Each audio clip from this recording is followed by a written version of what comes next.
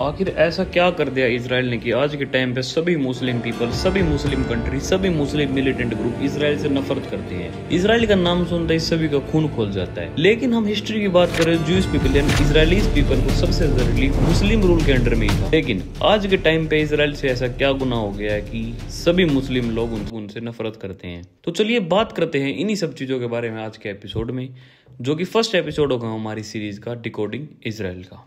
तो इन सब बातों को जानने से पहले कुछ टर्मिनोलॉजीज के बारे में बात कर लेते हैं जिसको आपको वीडियो को समझने में आसानी होगी, जैसे कि जेरूशलम, ज्यूइस, जीसस, जुडिज्म, क्रिश्चियनिटी, इस्लाम, मुस्लिम। तो देखिए लगभग 4000 साल पहले अब्राहम, जिनको फादर ऑफ 3 रिलीजन भी बोला जाता है, जिसमें सबसे पहले जुडिज्म जो कि आज के टाइम पे इजराइल का मेजर रिलीजन है, इसके बाद क्रिश्चियनिटी जो कि वर्ल्ड का सबसे बड़ा रिलीजन है आज के टाइम पे, और उसके बाद इस्लाम जो कि वर्ल्ड का सेकंड सबसे बड़ा रिलीजन है।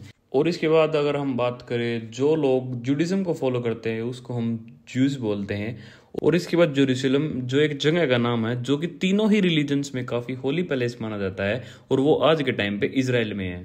तो एपिसोड को शुरू करने से पहले मैं आपको एक डिस्क्लेमर दे देता हूं कि मेरा इस वीडियो से किसी भी रिलीजन को गलत या सही बताना नहीं है। मैं अपने रिलीजन की तरफ लॉयल हूं और मैं तुम्हारी लॉयल्टी को भी रिस्पेक्ट करता हूं तुम्हारे रिलीजन की तरफ। तो देखो, जैसा मैंने तुम्हें बताया कि लगभग 4000 साल पहले अब्राहम, जिनको फादर ऑफ 3 रिलीजन भी बोला जाता है, उनके ग्रैंड सन थे जैकोब, जिनके 12 बेटे थे। उन्होंने 12 ट्राइब बनाई जिनको 12 ट्राइब ऑफ इजराइल बोला जाता है। यहाँ से ही जुडिज्म की शुरुआत हो गई थी और यहीं से ही लोगों में जुडिज्म फैलना शुरू हो गया था। फिर इसके बाद किंग डेविड ने जेरूशलम को कैपिटल बनाया इजराइल की। फिर उसके बाद उनके बेटे किंग सोलोमन ने फर्स्ट टेम्पल ऑफ इजराइल बनाया जेरूशलम में, जिसको टेम्पल माउंट भी बोला जाता है। फिर इसके कुछ टाइम बाद बेबीलोनियंस ने उन ट्राइब्स पे अटैक किया जेरूशलम में और ज्यूज को कंट्री से भगा दिया।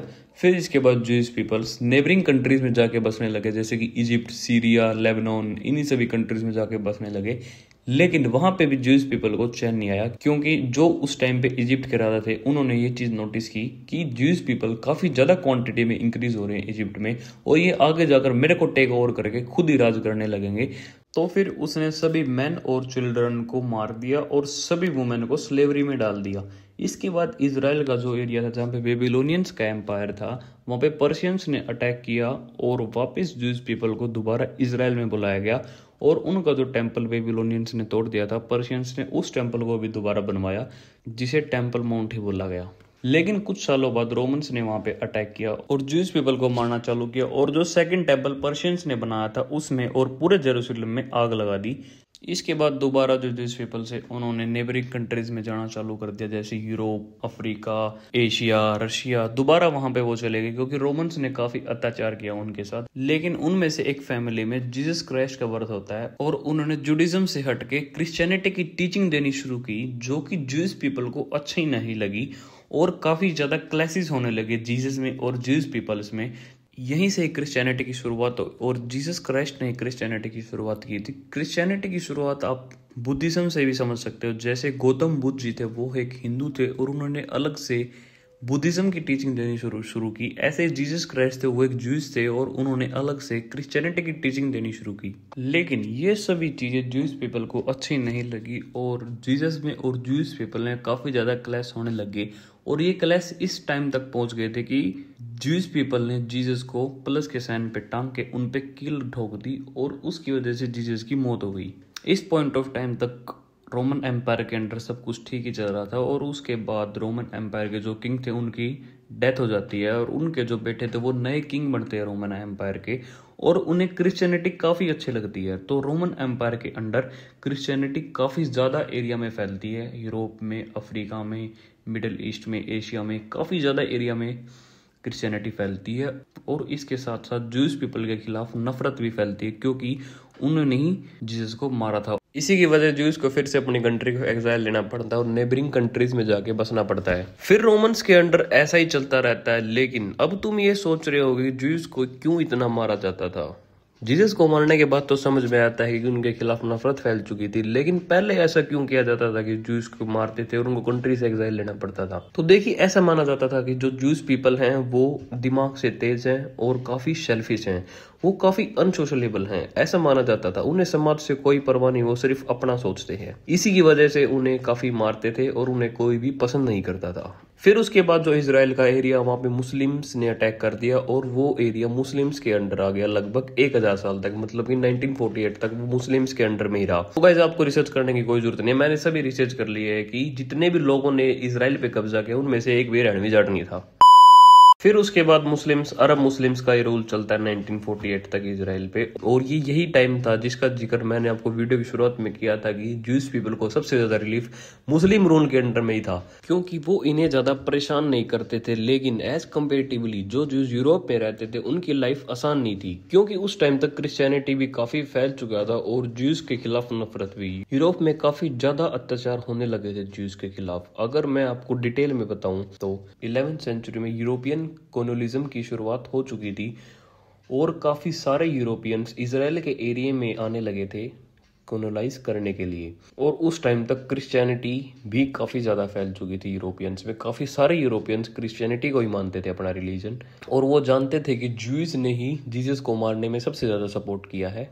तो काफी सारे यूरोपियंस ने ज्यूज को मारना शुरू किया जो इजराइल का एरिया था, क्योंकि वो चाहते थे कि जो जेरूसलम है वो क्रिश्चियनिटी से बिलोंग करता है और वो क्रिश्चियनिटी का ही होना चाहिए, क्योंकि रोमन एम्पायर के अंडर जो रोमन एम्पायर के सेकंड किंग थे उन्होंने काफी बड़ी चर्च बनवाई थी जेरूसलम में। इसीलिए मैंने आपको वीडियो की शुरुआत में कहा था कि जो जेरूसलम है वो तीनों रिलीजन के लिए काफी ज्यादा इंपॉर्टेंट है।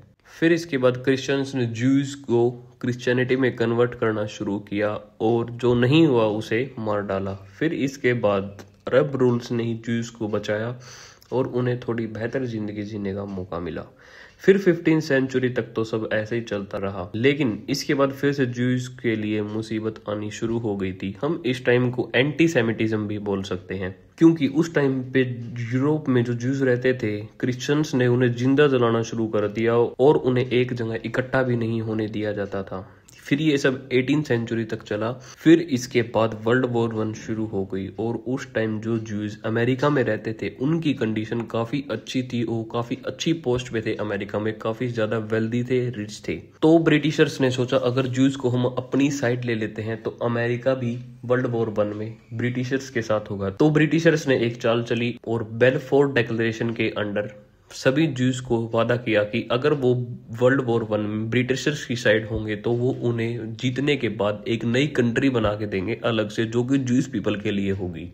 फिर उसके बाद ब्रिटिशर्स वर्ल्ड वॉर 1 को जीत जाते हैं, लेकिन ऐसा कुछ भी नहीं हुआ कि ज्यूज को अलग से कंट्री बना कर दे दी। वर्ल्ड वॉर 1 के बाद जर्मनी की कंडीशन काफी ज्यादा खराब हो जाती है, क्योंकि जर्मनी वर्ल्ड वॉर 1 हार चुका था और उस पे 132 बिलियन गोल्ड मार्क्स का फाइन था, और ये इतना बड़ा फाइन था कि इसकी लास्ट पेमेंट 2010 में की गई थी।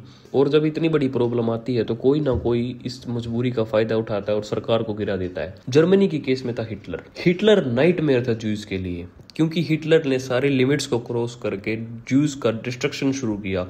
ज्यूज जहां भी दिखे उनको मारना चालू किया 19th सेंचुरी में, क्योंकि हिटलर का कहना था ये सब जो भी हो रहा है जर्मनी में ये सभी ज्यूज के कारण ही हो रहा है, क्योंकि उन्होंने ही जीसस को मारा था और ये सब इन्हीं की वजह से हो रहा है। क्योंकि उस टाइम पे जर्मनी की कंडीशन काफी ज्यादा खराब थी, इन्फ्लेशन पीक पे थी जर्मनी में, और हिटलर एक डिक्टेटर की तरह नफरत करता था ज्यूज से। और ऐसा कहा जाता है कि जितने ज्यूज को हिटलर ने मारा है इतना हिस्ट्री में किसी ने भी नहीं मारा। उसने काफी सारे तरीकों से ज्यूज को मारा, जैसे गैस चैम्बर में डाल के हजारों ज्यूज को एक साथ मार दिया, और पता नहीं कितने कितने तरीकों से लगभग 6 मिलियन ज्यूज को मारा हिटलर ने अपनी डिक्टेटरशिप में। तो ये थी दोस्तों इजराइल की हिस्ट्री 1948 तक की। हम नेक्स्ट एपिसोड में बात करेंगे कि इजराइल एक कंट्री कैसे बना। इतनी सारी प्रॉब्लम्स के बाद, इतने सारे अत्याचारों के बाद कैसे इजराइल एक कंट्री बना जो कि सिर्फ ज्यूज पीपल के लिए होगी, ज्यूज ही मेजर रिलीजन होगा। तो इसके बारे में बात करेंगे हम नेक्स्ट वीडियो में। Thank you and bye.